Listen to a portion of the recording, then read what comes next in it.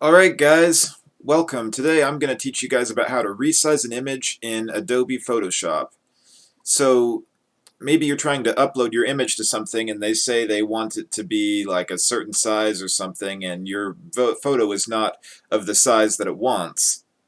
So for instance, I have a photo here of this beautiful burning heart and I'm going to show you guys how to resize it.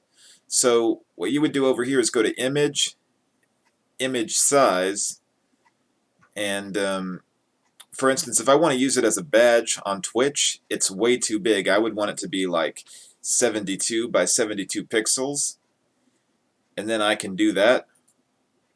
And then, of course, if you want it to be big, like maybe you're wanting to upload it like a YouTube photo or something, you could go ahead and make it something bigger, like maybe they want 1280, and there we can have it like that.